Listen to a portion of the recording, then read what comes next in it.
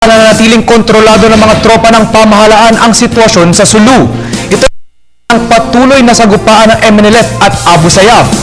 Tinitiyak ito na pamunuang militar at pulisya matapos magpadala ng karagdagang tropa upang pangalagaan ang peace and order sa mga lugar na apektado ng labanan. Si Noel Perfecto nag-uulat ng live mula sa Camp Aguinaldo. Magandang hapon sa iyo, Manong Noel. Magandang hapon, tama ka dyan. Patuloy pa rin nagpupulong ang mga higher officials ng AFP, hindi ang pinagsamin ng pwersa naman ng PNP hinggil nga rito sa pagbibigay cordon o contain sa nasabing kaguluhan kung saan napakadugong resulta nangyari dito, kung saan napakarami ang naapektuhan. Hindi lang yan, pati na rin yung Provincial Social Welfare Development Office ay nagbibigay na rin ng tulong sa mga naapektuhang 6 pamilya sa nasabing lugar sa may Kuta Masarin sa Patikul.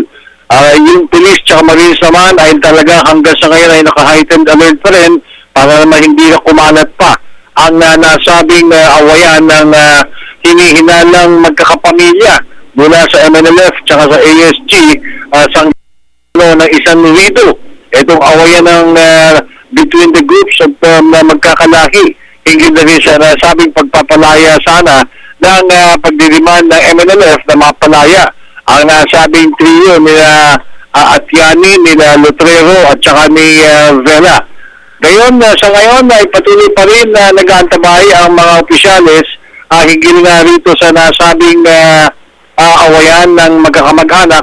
Pero ang one thing is for sure, nakakontain na po ito, tahimik na po, medyo wala na rin nakikita pang posibleng mangyayari.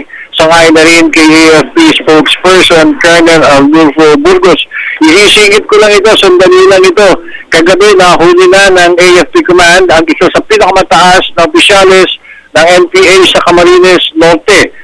Itong si Nancy Ortega alias Nads ay nahuli via warrant of arrest na binigay sa kanya na siya ay sumuko na rin sa mga kinaukulan sa Camarines Norte. Si Nads ay wanted sa first murder cases at sangayon nga sa ulat, pinamulaan din ito ang pag-atake sa mga military at PNP posts sa Camarines Norte, ngayon din ang pagdidirekta ng pagpatay sa maraming innocent vehicles. So ngayon, nasa custody na ang nasabing pinakamataas na opisyalis ng NPA na si Nancy Ortega. Yung muna ulat, wala pa rin sa AFP Command, kasama pa rin si Barry Noel Perfecto para sa Television ng Bayan.